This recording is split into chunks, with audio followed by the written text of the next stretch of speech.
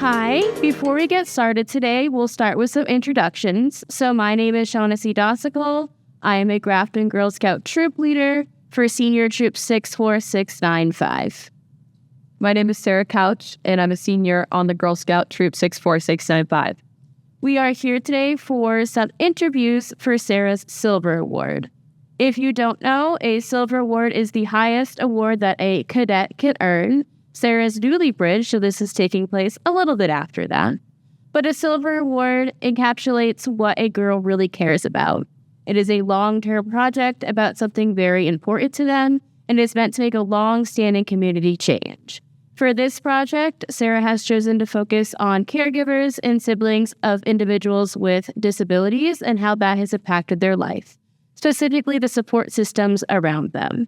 So we'll jump right into this interview. So before we talk about your sister, tell me a little bit about yourself. Well, my name is Serra Couch. I'm 14 years old. I'm a freshman at Grafton High School, and I'm also a cheerleader. Cool. So let's move into why we're here today. So tell me a little bit about your sister. My sister's name is Lucy. She's 9 years old. She has cerebral palsy as well as epilepsy and multiple other disabilities. She is nonverbal and she cannot eat by mouth. So she has a Mickey button on her stomach, which she eats from.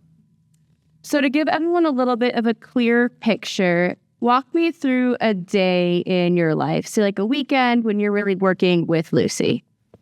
Well, most of the time we have an at-home nurse. We have a few of them.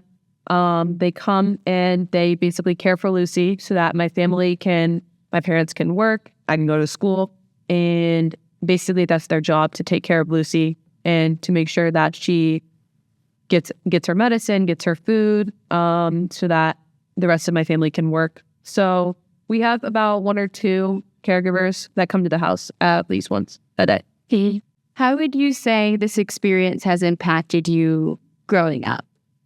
I think that my sister requires a lot more attention than I do, and I did growing up. So I had to learn to be more independent than probably someone else my age. I had to learn to do a lot of things by myself. You do mention independence and having to do things on your own. So what are some of the things that you felt you had to do by yourself? I had to do a lot of homework by myself, a lot of things revolving school. Sometimes when I was younger, my parents couldn't come to certain events because of my sister, or certain things that were important to me. Only one parent could come because my sister couldn't come to them without being a disturbance to everyone else. So I had to adapt from that. And how did that make you feel overall? Well, I definitely wish both my parents could be at some of those things, but it's a hard thing to understand that like Lucy needs a lot of that attention and she needs someone to be there, and there's nothing you can really like do about it. So yeah. And so when you were younger, I imagine it was harder to kind of understand that, but you said kind of now you understand it. So what made you understand? Was there anything in your life where like the light bulb went off a little bit? Anything? Well, I think it was just age and growing. Lucy also got older. I would say that her sickness and her disabilities were worse when she was younger. My sister had a trach, which is a breathing device that when someone can't breathe on their own. So I think once her trach kind of came out and she became more mobile, I think that's kind of when I realized that she needs that kind of extra attention, but it keeps getting better and she keeps growing. So that's kind of what. How do you think this has impacted you as a person? Is there anything you've learned, any like takeaway that you'd want to share with somebody else? I think that having a sister like Lucy or having a family member like Lucy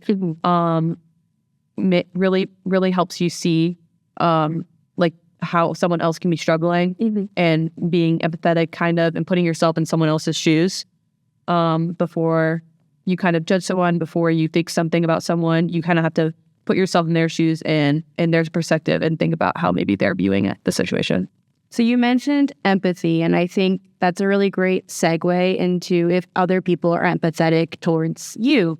I know we could really focus on people being empathetic towards Lucy, but do you feel like people are empathetic towards you and understand what you go through? I think that not a lot of people struggle with this, and I don't think a lot of people live like this. It's very, very unique lifestyle, I think.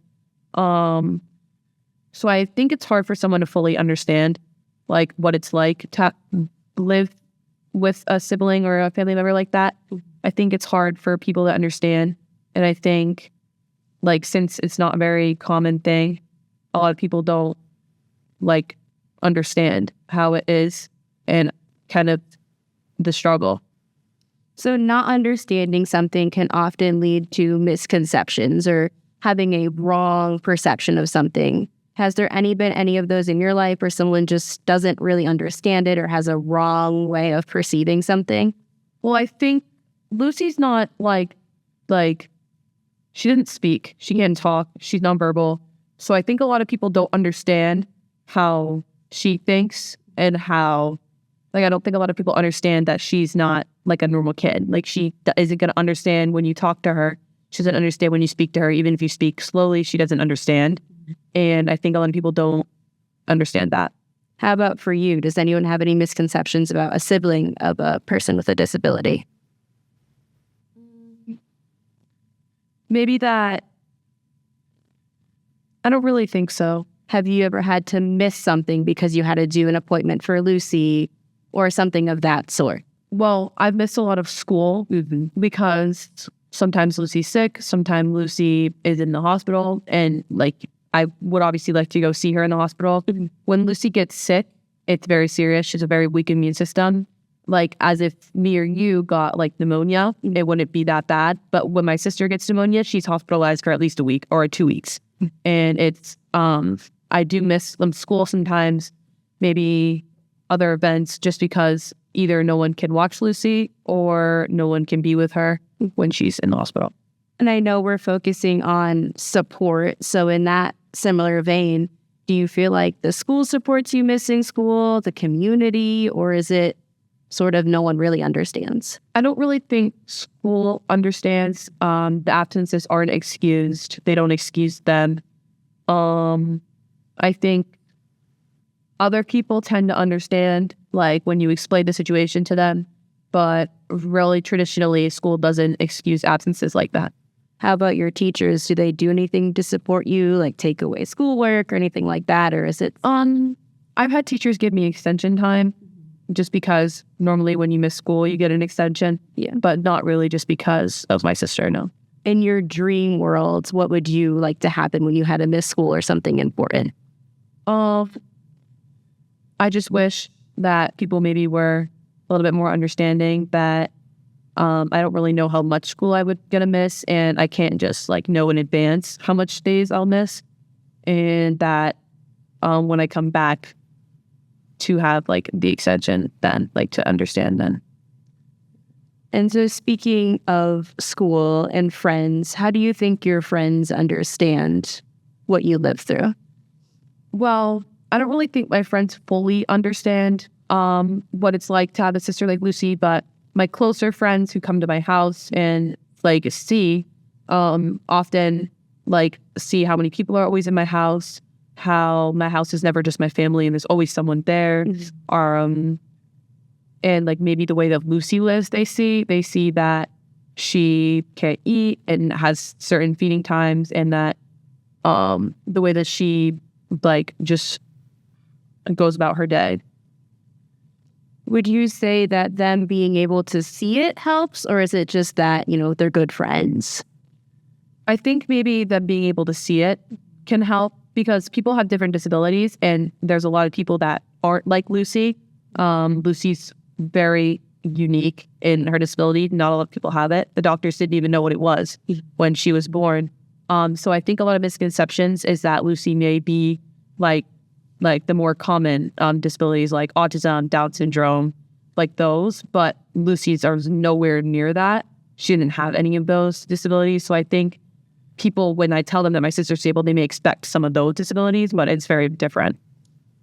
I think that ties really nicely into the comment earlier about how her growing up and seeing her grow up helped you understand and kind of them also seeing it, because I do think there is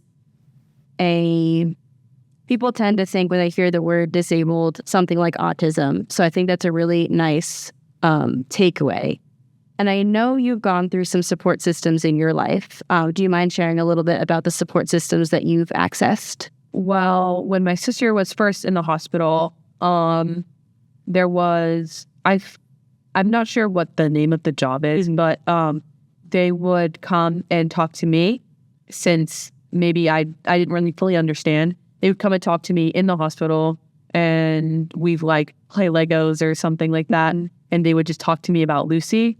And then when I was a little bit older, someone from PD Pals would come to the house. PD Pals is a organization for kids like Lucy and people like me. And they would come to the house and just talk about any questions about Lucy. They'd come like once a month and help me understand more about Lucy and answer any questions, and just be there as someone that really understands. And how do you think that helped you moving forward? I think it gave me a good concept of like how to deal with Lucy and how to deal with some of the struggles that come with it. I think that having someone that understood really helped me understand as well.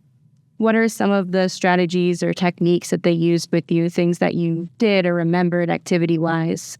I just think that mainly just talking to someone that can understand and having them explain it to me maybe from a different point of view really helped me understand, and maybe explaining why Lucy is the way that she is and why she has some of the stuff that she does really just helped me, I think, just the talking. Is there anything that you would want to share with someone going through a similar situation? Any advice, tips, or tricks? Things that you wish they could hear that maybe you didn't get to hear when you were younger? I think maybe just that there is a possibility that it can get better. Even if it gets worse, it'll always get better from there.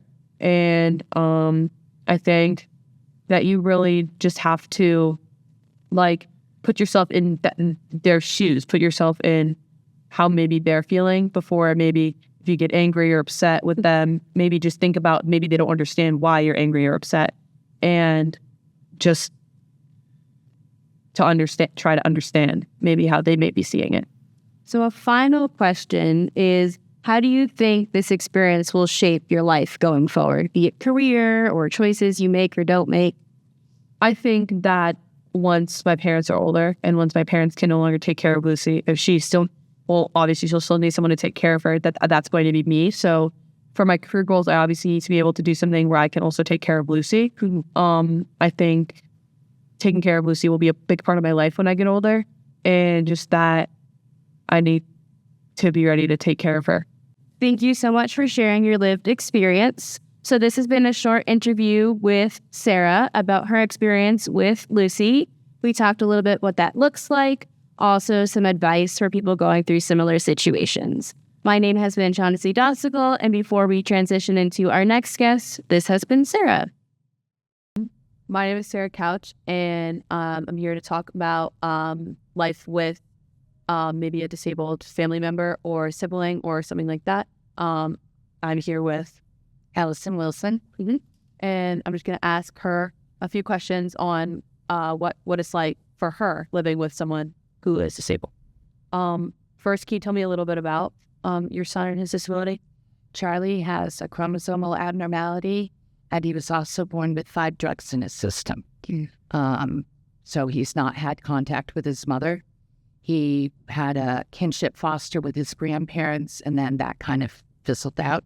So I started fostering him and then adopted him. He is nonverbal, but he's very intelligent, as you know, because you've met him. So he's come very far. He has a lot of medical issues as well. So we've been into Boston to Children's and follow up with cardiology and orthopedists, pediatric specialists. Tomorrow we're going to an eye specialist in Westford for his eye appointment, because they have all these phenomenal tools that they can use for special kiddos like Charlie. So we'll drive to Westford for that. How do you think having a disabled son like Charlie has shaped the person that you've become and the way that you present yourself? Well, Sarah, that's kind of a different kind of question for me, because I chose to have a special needs child. Yeah. So Charlie and I kind of saved each other. I had a son that passed away in a car accident, and I still needed to be a mom. So he saved me, and I saved him, and my life centers around him. My choice. So I'm learning to start doing some mom things, though. What has this experience taught you about empathy or patience or maybe resilience? A lot. Patience is huge. It's difficult to be patient 24 hours a day, 7 days a week. I don't have respite for Charlie, so he's 24/7.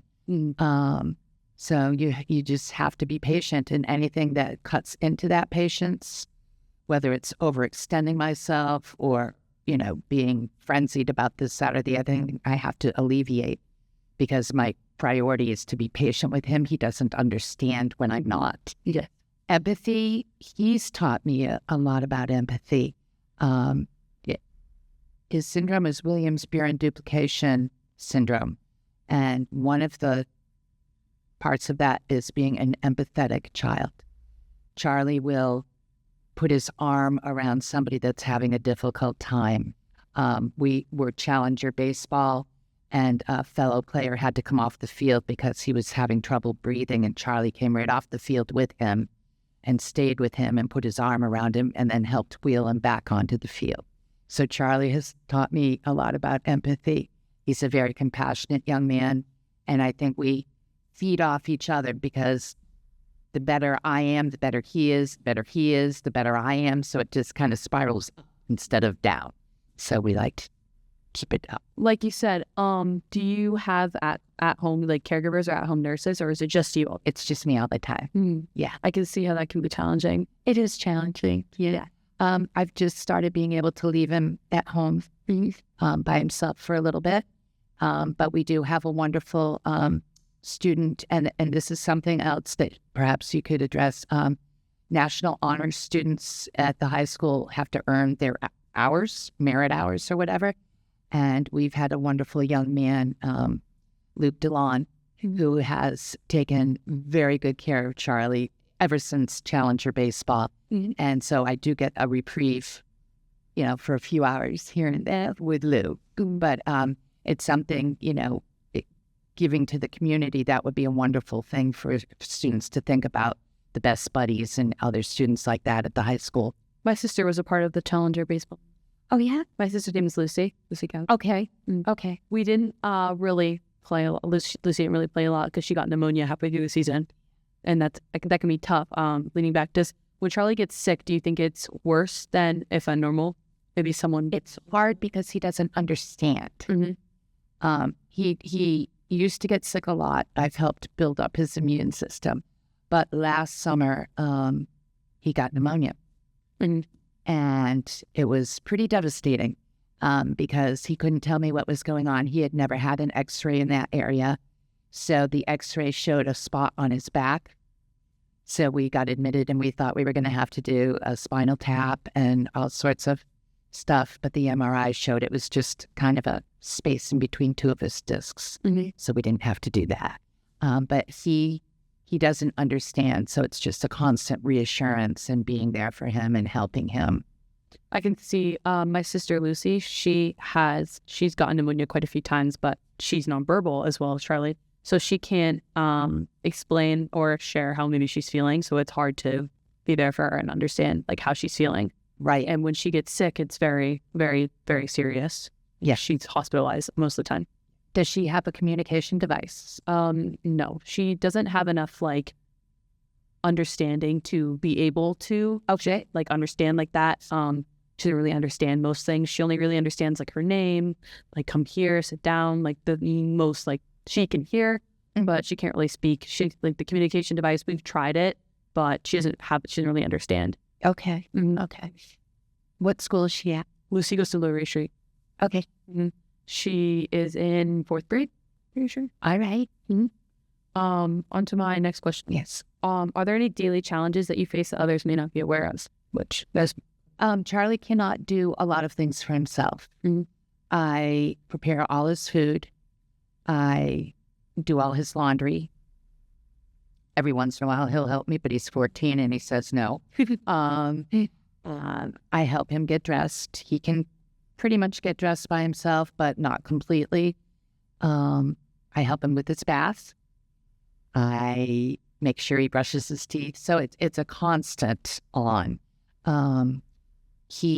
We had a lot of, we went to Children's Developmental Center for Toileting. Charlie's been in a pull-up since he was born. And we explored all different options and went to UMass and the urologist and then to another part of Children's. And what it ended up happening when we went to the Developmental Center for Toileting was that I learned all sorts of things about the colon resting on the bladder. Now, Charlie is going to school and not wearing a pull-up all day long.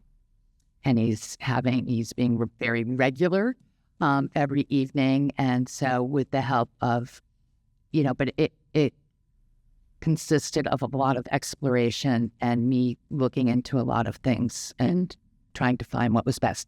When I researched his syndrome, it said that they could have an enlarged aorta. So I took him to the pediatric cardiologist, and sure enough, he has an enlarged aorta. So he has to have dental work done, but nobody will put him under. So we have to go to Children's for that. So it's he has a lot of complicated medical issues as well. My sister and Charlie seem to be similar. This may be a touchy subject just because I know how it is. How do you think the healthcare education system has treated you and your family? I know personally the education system with my sister. You said Charlie was in a pull-up for a lot of his life. My sister can't use the bathroom normally, just like Charlie, you said. And the Millbury Street school didn't have a bathroom for her for quite a long time. So that's why I think I'm asking you this question on how do you think the education system has treated your family? I think that I've had some ups and downs, but I can be kind of witchy, and I need to be for him. We had a year with a teacher that was, Charlie can read. And in March, she said to me, "Oh, I didn't know Charlie could read." I think that support from administration for the teachers and parents is paramount. There has to be that support. I think that bathrooms should be accessible for all children. I've worked in other schools in the Millbury School District where they have a bathroom where they take two people and they take the student and put them up on a table so that they can change them. And there's also a toilet, if that needs to be offered. Having something like that accessible for Lucy seems like it's necessary. Does she have a bathroom now that she can use? You don't need to be asking the question. Okay, good. So we've been very lucky with his teams at school. The education system has been very, very good because he's had wonderful teams. He's had wonderful PTs, OTs, and speech. And he has a fabulous teacher this year at the middle school who is forcing independence not only on him, but also on myself. So I'll be like, well, I don't think it. She's like, yes, he can. Today's topic has been families with disabled family members and how maybe life may be like that. My name is Sarah Couch, and I've been here with Allison Wilson. And thank you for watching. Thank you.